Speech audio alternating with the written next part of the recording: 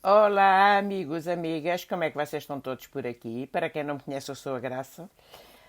E cá estamos nós nos vídeos sobre a vida de Salazar. Portanto, este é o vídeo 3.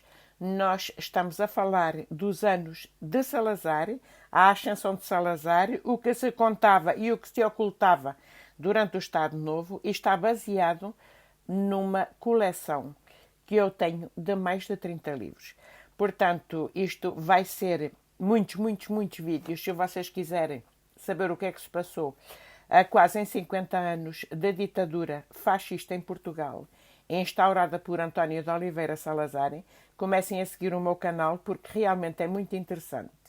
E então, nós estamos no primeiro livro da coleção, que data de 1926-1932, a ascensão de Salazar ao poder. Portanto, eu mostro qual é o primeiro livro dos vídeos que eu estou a fazer e da coleção que eu tenho e que vou partilhar com vocês, que conta ao pormenor o que se passou durante a ditadura. Portanto, o Salazar foi chamado para gerir as finanças do país, como todos vocês sabem, nunca foi eleito pelo povo, não houve votação.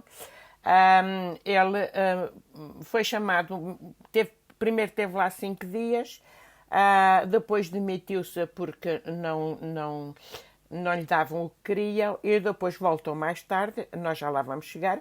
Nós estamos ainda nesta parte em que ele teve 5 dias no governo em Lisboa para gerir as finanças do país. E a famosa frase no primeiro discurso, que eu já falei aqui no meu primeiro vídeo e no segundo: sei muito bem o que quero e para onde vou, mas não se me exija que chegue ao fim em poucos meses. Portanto, essa frase dele ficou muito famosa, foi no primeiro discurso que ele fez. Portanto, e como vocês sabem, o Salazar depois sentou-se na cadeira do poder, sem nunca ter sido eleito democraticamente pelo povo, e lá ficou sentadinho a governar o país até cair dela quase 50 anos depois. Portanto, nós hoje estamos aqui na parte deste livro, da página 11, em que o Salazar disse: a política não me interessa nada. Eu vou lendo para vocês o que é que diz e vocês podem fazer uma ideia, se acompanharem este canal, como é que foi verdadeiramente o fascismo. Portanto, a política não me interessa nada para o público. Salazar projeta a imagem do homem inteiramente dedicado à tarefa que se propôs, de sanear as finanças do país. A política, essa, não me interessa nada, declara em entrevista ao jornal A Voz, a 14 de outubro de 1928. Porém, nos bastidores, vai tratando de urdir a sua teia. Em rigoroso segredo, confia a Mário de Figueiredo a missão de sondar junto da casa Barigos Brothers, de Londres, a possibilidade de contrair um empréstimo externo. O segredo era necessário não só para prevenir a hipótese de um fracasso, com as consequências negativas daí advenientes, mas também porque ainda nem há um ano, e em polémica com o então Ministro das Finanças, Sinel de Cordes, Salazar se afirmara opositor a esse tipo de empréstimo. Portanto, ele tinha-se mostrado opositor a esse empréstimo que iam fazer ao Baring Brothers de Londres, quando o Sines de Cordes era Ministro das Finanças, e agora que estava ele a ocupar a pasta da Ministra das Finanças, já estava pronto a contrair esse empréstimo, mas tinha que ficar em segredo. Portanto, era contraditório. Ao tornar-se pública a iniciativa, através de um artigo publicado na revista americana Foreign Affairs, possivelmente inspirado pela oposição exilada, telegrafa a Mário Figueiredo para que abandone Londres de imediato, deixando cair o empréstimo.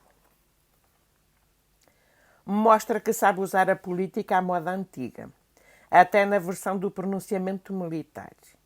Em outubro de 1928, faz contar que poderia estar de missionário do governo, que poderia haver mesmo incompatibilidades com o presidente do Ministério, o coronel José Vicente de Freitas.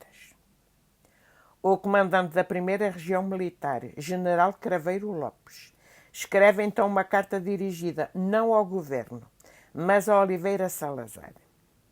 Tendo chegado ao meu conhecimento a notícia de que Vossa Excelência pensava em abandonar a pasta que com tanto brilho e tão alto proveito para a paz vem ocupando, venho em meu nome e no de todos os oficiais, meus subordinados, pedir a Vossa Excelência para continuarem no exercício das funções.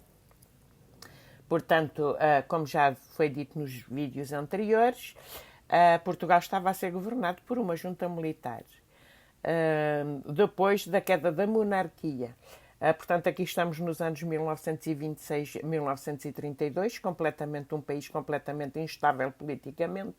A queda da monarquia foi em 1910, a implantação da República veio logo em 1910, com a queda da monarquia, e houve ali um período, os governos não se mantinham, não conseguiam governar o país.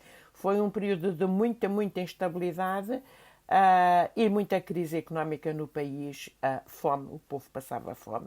Portanto, ninguém sabia orientar realmente as contas do país, e o Salazar, que tinha sido um dos melhores alunos de economia da Universidade de Coimbra, foi convidado para gerir as finanças do país. Então, continuando, e concluía: pode Vossa Excelência, em todas as emergências, contar com o leal apoio da primeira região militar para o prosseguimento da sua obra notável e fundamental, para o ressurgimento da paz e para o prestígio da situação militar. A 7 de novembro, Vicente de Freitas apresenta a sua demissão a Carmona. Carmona era o Presidente da República. Mas Carmona reitera-lhe a sua confiança. No dia seguinte, anuncia à empresa que está resolvida a crise ministerial, tendo ficado esta tarde constituído o novo governo. No meio da crise, Salazar confidencia a Mário de Figueiredo: o próximo ministério já é nosso, ou já será nosso. Enganara-se e avaliara mal as suas forças. O governo continuará a ser presidido por um militar. Mas marca pontos. Não só se mantém, como vê entrar para ministro da Justiça o seu amigo e correligionário, desde o seminário de Viseu e das lutas estudantis do Centro Académico da Democracia Cristã, em Coimbra, Mário de Figueiredo. Portanto, esse Mário de Figueiredo depois ficou sempre com ele no governo, vocês depois vão sabendo ao longo do tempo que foi o tal colega dele das lutas estudantis do Centro Académico da Democracia Cristã em Coimbra. O seu gabinete, o Ministério das Finanças, escreve Fernando Rosas, torna-se um centro de intriga política e um polo de atração das direitas antiliberais. No Ministério da Justiça, Mário de Figueiredo secundam, mas normalmente através de homens de mão da sua confiança. Está em articulação com a direita integralista e com os irrequietos tenentes da direita radical fascisante. Chama à colaboração jovens integralistas como Marcelo Caetano e Pedro Teotónio Pereira. Conta com o apoio de políticos vindos da direita republicana, especialmente do Grupo de Coimbra, Bissaia Barreto, Paes de Sousa, Albino dos Reis, mas não só. Apoia sobretudo no círculo fiel do antigo CADC e da Universidade de Coimbra e, claro está, na discreta mas firme confiança da Igreja Católica. É uma frente cujo primeiro objetivo será o de expurgar a ditadura das suas tergiversações liberais, impondo-lhes um rumo corporativo e autoritário. Portanto, vamos acabar este vídeo por hoje. Eu vou mostrar aqui para vocês, para acabar este vídeo 2, e amanhã vamos continuar porque é que os sinos se dobraram. Estávamos ainda no 26 de junho de 1929. Eu vou mostrar para vocês aqui as fotografias que vêm no livro. Portanto, o primeiro governo de Salazar. Aqui, o primeiro governo de Salazar, os ministros. Ora, vamos cá ver. Tem aí o nome dos ministros todos, que não vale a pena estar a mencioná-los todos. Este foi o primeiro governo de Salazar. Depois, o cartaz de propaganda do Salazar, estas vocês vão rir. Aqui exibe Salazar em pose de Dom Afonso Henriques e o moto, tudo pela nação, nada contra a nação. Portanto, isto foi o cartaz de propaganda do Salazar, vestido em Dom Afonso Henriques. Portanto, eu penso que ele se tomava por um rei. Não queria o rei nada, a República dava-lhe jeito, mas tomava-se por um rei. E este foi o cartaz de propaganda de António de Oliveira Salazar, quando chegou ao Ministério das Finanças para governar o país, para orientar as finanças do país. Depois decidiu governar sozinho o país e acumulou muitas funções, que a gente vai sabendo disto depois ao longo dos tempos. Pronto, vamos terminar esse vídeo hoje com isso.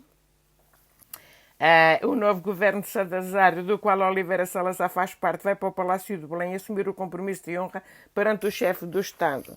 Estão aqui os membros todos do primeiro governo de Salazar, que amanhã vamos continuando a falar nisto. Por hoje é tudo, amigos. Beijinhos. Vão acompanhando. Se vocês querem saber o que é que se passou realmente na ditadura, nada melhor que esta coleção que explica tudo ao pormenor como é que foi. Um beijinho para vocês. Bye, bye. Até amanhã. Tchau, beijinho.